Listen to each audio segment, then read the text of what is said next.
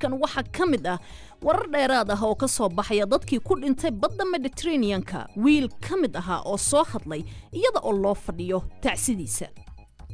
isagii ayaa soo hadlay la soo hadlay hooyo oo markaa ku sugan gurigii loo fadhiyo tacsida oo geeridiisii la soo sheegay magaca listigan laga soo helay si meel walba baraha bulshada ugu jiraan ilaa hadda inuu magaciisa geerido waxaa soo baxaya warar dheeraad ah oo ku aadan tahriibayaasha ay doonida kula qalibantay badda Mediterranean-ka kuwaasi oo ay ka mid ahaayeen Soomaali badan wararka ayaa sheegaya in qaar ka mid ah meydadka muhaajiriinta iyo kuwa badbaadayba la geeyay xeebaha Greega tahriibayaasha ayaa waxa ay ku wajahnaayeen dalka Talyaaniga ayaga oo ka baxay dalka Masar Maxamed warsamo Sandhool oo ku nool magaalada Muqdisho ayaa sheegay in walaalkii uu ka mid ahaa dadka ay la qalibantay doonta balse uu ka badbaaday goor dhaweyd ayaan qadka taleefanka magaalada Muqdisho kula xiriiray walaalkay magaciisu waxa weeyaan Cawaale warsamo Sandhool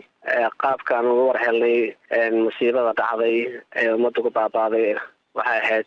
Facebook iyo social media ayaa waxa la soo geliyay doontii ku qarimatay badda oo walaalkay saarnaa halkaasna waxa la soo release gareeyay magacyadii dadkii saarnaa ee ku geeriyooday doonta sidaas ayaan ugu warhelay inuu walaalkay ku jiray doonta marka warka walaalka sidee ku hesheen warka walaalkay waxaan ku helnay isagii ayaa soo hadlay la soo hadlay hooyo oo markaa ku sugan gurigii loo fadhiyo tacsida isagii ayaa tacsi loo fadhiyay markaas oo geeridiisii la soo sheegay magaca listigan laga soo helay si meel walba baraha bulshada ugu jiraan ilaa hadda inuu magaciisa geerido ka mid yahay bal waxaad ii sheegtaa maxaad dareenteen markii uu idin la soo hadlay waa dareemi kartaa Suhaybo markii meel tacsi iyo bulsho badan isku yimaadaan hooyo wiilka dhashay wejigeeda murugada ka muuqday muddo 2 maalmoodna la raadinayay nolol geeri la yiri uu dhintay tacsi loo fadhiyo oo meeshii uu isagana soo hadlay dareenka bulshada marka meesha fariyo si noqon doonto ilaahay baa qiyaasi karaya waxay noqotay wax fajaca waxay noqotay wax lama filaan ah waxay noqotay waxaan loo qaadi karin naxdin murugo markii dambana waxay isku bedeshay farxad marka aad la hadasheen muxuu idin sheegay markii aan la hadalnay wuxuu noo sheegay in 7 bishii doonta raaceen ee dadku ka koobnaayeen 500 oo qofood Soomaaliduna 200 ay ku dhawaayeen doontii markii meel dhaxay marayso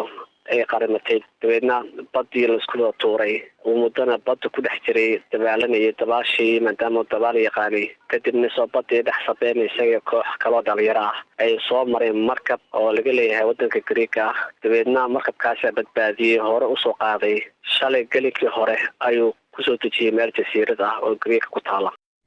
Maxamed warsamo Sandhool ayuu kaasi ahaa oo ku nool magaalada Muqdisho oo walaalkii uu ka mid ahaa dadka ay la qalibantay doonta balse ka badbaaday dhanka kale qaar ka mid ah Soomaalida ku nool Masar ayaa ogaaday in ay dhinteen qaraabadooda saarnaa doontaasi Faadimo Cabdidiiriye waxa ay ka mid tahay dadkaasi waxaana ka dhintay 3 wiil oo magaalada Qaahira kula noolaa wariyaha BBC Axmed Xaaji Xasan ayay u warantay markay doonta koreen way nala soo hadleen waxay doontu hadda ay naga baxday wuu soo wacay saacadii markii la adinayay maalintii khamiisana dhaafay khamiisteedii marka waxa uu igu yiri waa imika ayaan doontii kornay oo laaskii naga noqday magaalada xoogaa dhowr kiiloomitir ayaan ka soconay oo leerkeedii weli wuu noo sii muuqanayaa saasaan ku aanbabaxday noo soo ducee haye baan ku nidhi waxaa nagu maqaalo ah 3 ka mid ah wiilasha markii in adiga gurigaaga ay joogeen oo kula noolaayeen ma ka war haysay markay isu diyaarinayeen tahriibta iyo inay aanbabaxayaan arrimahaas oo dhan waan ogaa meesha Soomaalidu majority-deeda dadka inta arday oo dowr iska joogtay mooyaane dadkan meesha waxay u yimaadeen tahriib iyo inay badda maraan marka horeba marka waqtigii badii furantay ee dadkii dooyihii qaar galeen oo dad asxaab ay xagga kala soo hadleen oo waan galnay iyo systemkii ay uga warameen waan baxaynaa ayay yiraahdeen marka in ay geeriyoodeen oo doontii ay qalibantay sideed ku maqasheen adinka waxa weeyaan waa doonta dadkii la socday qayb kamid ayaa badbaaday niman mukhalasiin dadka halkan ka dira nimanka halkan ka dira dadka ee taawusheeya waa ka garanaysaa de Soomaaliya tahay ayaa waraysanay waxaan ku leeyahay ayaamahan de waa laga walwarsanaa doontii ma gashay baa lagu wareeriyay marka doontii markaan weydiinay war doontii war ma ka haysan waxaan carabtii xagga joogtay ترويد دونتا أي الله هذا ما يدونتا حيد كده ولا واي آخر شيء وحلا سواء دي دونتا سيلي دكتي taasi waxay ahayd Faadumo Cabdi Diiriye oo iyadu 3 wiil oo qaraabo ay ahaayeen ay kamid ahaayeen dhalinyaradaasi ee ku dhimatay badda oo u waramaysa wariyaha BBC-da Axmed Xaaji Xasan. Somaliland ayaa waxa ka taagan dareen muruga ah iyadoo ay soo baxayaan in qaar badan oo kamid ah dhalinyarada qaraqantay ay halka ka soo jeedaan. Waa kan wariyaheena Hargeysa Axmed Saciid Cige oo arinta iiga waramay. suhayba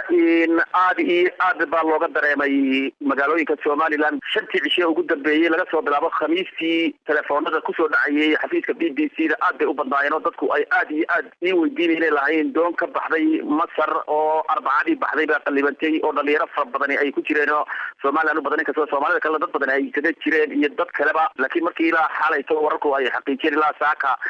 in dadku aad bay markaasi u naxsayeen looga dareemayaa laakiin in badan waalidiinta marka aan la xiriiray waxa ay ku sheegayaan ay leeyihiin ma xaqiijin karno inuu ama inankayga ama inantayda dhimatay sababtoo ah waxa la sheegaya dad la badbaadiyay tusaale ahaan magaalada Burco kale aan kala xiriiray hooyo Leila Cabdi Yusuf waxay ii sheegtay in gabadh ay dhashay oo dhalinyaro ahayd ay taariibtay oo dabadeetana ay Suudaan marto halka dabadeetana ay ilaa iyo Masar doontaasi dabadeetana ay la socotay arbacadii bay ka baxday tiri Masar oo ina la soo hadashay markay fuuleysay marka laakiin ma xaqiijin karo bay jireen dhimatay in kale hooyo kale Raawi Axmed Xaaji Maxamuud iyaduna waxay sheegtay in wiil dhowr 20 jir ay ku jiray laakiin dad la soo hadlay ay u sheegeen inuu dhintay oo loo xaqiijiyay leedahay laakiin ilaa haatan haddana aanay wax ogaalo rasmi aanay haynin in kuma koobno kaliya dhalinyaro marka dad badan waraystay waxa la ii sheegay in hatta hooyo 7 caruur ay ku jirtay oo 7 caruur ay ka tagtay taariibtay oo la leeyahay marka baddaas ay ku dhimatay marka waa maalin madow bay qorayaan jaraa'idka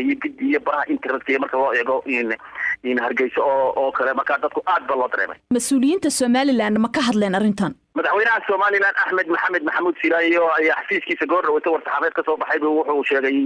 in uu tacsiin u dirayo guud ahaanba masiibadaasi gaar ahaan madaxweynaha Somaliland Axmed Maxamed Maxamuud Silaayo waxa uu ku sheegay war-saxaabeedkiisa in qoysaska Soomaalida ah siiba buu yiri kuwa Somaliland ee madaxweynaha uu yahay uu tacsiin gaar ah u dirayo arintaasina ay tahay musiibo uu ku tilmaamay mid ku timid qadar Allah oo aan la oolin karin buu yiri wuxuu sheegay madaxweynuhu in la dadajin doono talab qaran oo laga yeesho dhibaatadan taariikhda sidii wax looga qaban lahaa horena madaxweynuhu guddi uu saaray arrimahan taariikhda markii xilka uu u tartabayna 2010 ee la doortayna waxyaabaha ugu waaweyn ee xisbiga kulmiye lagu doortay waxay kamid ahayd inay aad ay ugu ololeeyeen in taariikhda dhalinyarada la joojin doono oo barigaaba taariikhda ay jirtay kaasi waxa uu ahaa wariyaha BBC-da Axmed Saciid Cige oo goor dhaweyd ii waramay haddaba dhageystayaal ayaa aaraahdooda qodobkaasi ka soo dhiibtay dhageysta la yiraahdo Cabdirasaaq Cawil Yaxye oo jooga Jabuuti waxa uu yiri waa nasiib darro in maalin walba la soo sheego dhalinyaro Soomaaliyeed oo ku dhimanaysa badaha dunida inna lillahi wa inna ilayhi raaji'uun Cabdullaahi Maxamed Xuseen oo jooga Baligubadle wuxuu yiri aad ayaan uga xumahay in dhalinyaradeena Soomaaliyeed maanta ay ku dhimanayaan badaha dunida waa nasiib darro haysato u bixi Soomaaliya oo noqday mid aan rajo ka qabin dalkooda Allah u naxariisto intii dhimantay ugu dambeynna Maxamuud Jaamac oo jooga Indonesia waxa uu leeyahay aad ayaan uga xumahay waxa dhacay waana wax laga naxo dhalinta ku daadanaysa badaha annaguba dhibtaas intaas leeg ayaynu ku qabnaa halka aan joogno ee ah Indonesia waxaan alla ka baryayaa inuu dalkeena nabad inooga dhigo aamiin ayuu dhageystayaasina sii raaciyay dhageystayaal kuwaas waxay ahaayeen qaar kamid